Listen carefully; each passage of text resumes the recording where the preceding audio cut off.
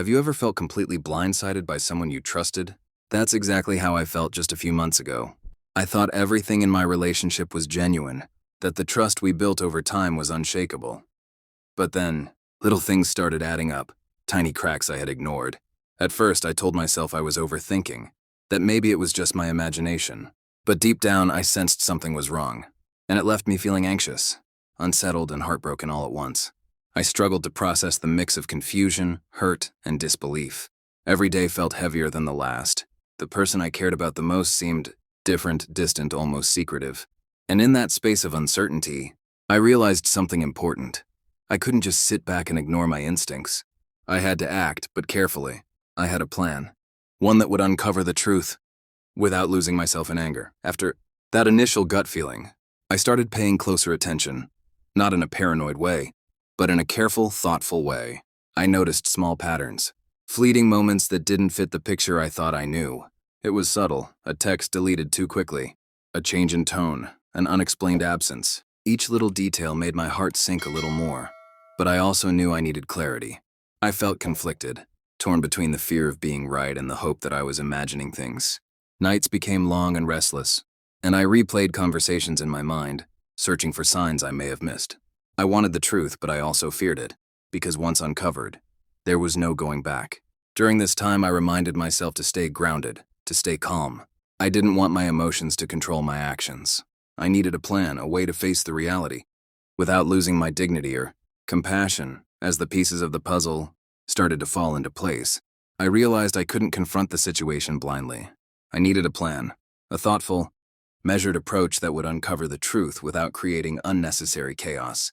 My goal wasn't revenge. It was clarity, understanding, and ultimately protecting myself from more hurt. I spent hours thinking through scenarios, weighing my choices and considering the potential outcomes. How could I confirm my suspicions without escalating conflict? How could I protect my emotional well-being while being honest and fair? Each question demanded careful thought. I reminded myself that this wasn't about punishment.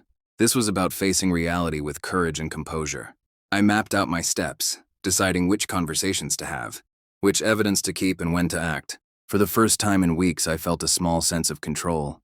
I knew the moment of truth was coming, and I needed to be ready, calm, clear, and grounded. The day I finally confronted her, my heart was pounding in a way I hadn't felt in months. I reminded myself to stay calm, to speak from a place of honesty rather than anger. This wasn't about accusations. It was about facing the truth and reclaiming my peace. I chose my words carefully, explaining what I had noticed and how it had made me feel. There was tension in the room, an almost tangible weight pressing down, but I kept my voice steady. As I shared my observations, I saw the shift in her expression, a mix of surprise, guilt, and surprisingly relief.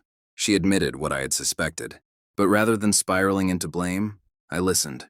I realized that this moment wasn't just about her actions.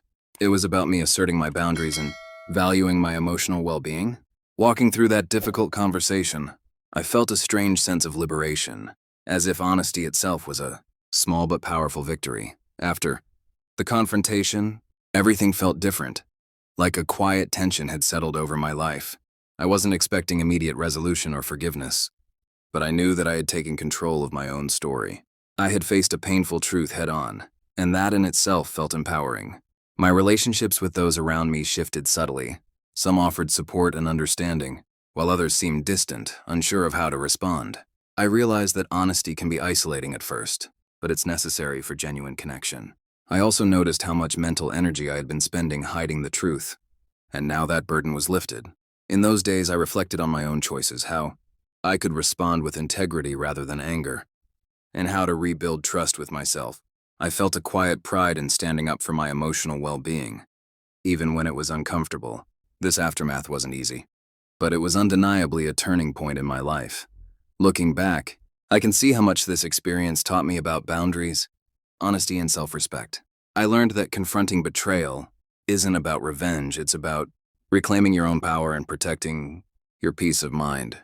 For years, I had ignored warning signs and silenced my instincts, and it cost me emotionally. I realized the importance of trusting myself and listening to those inner alarms when something feels off.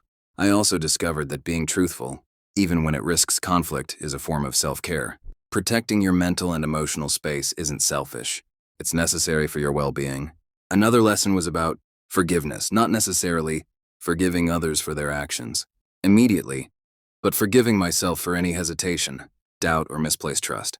I felt stronger knowing I could navigate difficult truths without compromising my values. Ultimately, this situation reminded me that life is rarely simple, but facing it honestly helps you grow in ways you never imagined. In the end, I made choices that felt right for me, even if they weren't popular. I confronted the situation with clarity, and while it changed relationships, it also gave me a sense of closure I didn't have before. My peace wasn't found in exposing or punishing someone. It came from standing by my values and refusing to let betrayal define me. I also reflected on how important it is to set boundaries and prioritize emotional health. I couldn't control how others reacted, but I could control how I responded. That understanding brought me calm in a storm of emotions, and eventually, relationships that were worth preserving began to rebuild themselves naturally. Now looking back, I understand that difficult moments don't just test us, they teach us. They show us what we value, what we can endure, and how resilient we really are. So I ask you, if you were in my place, what would you have done?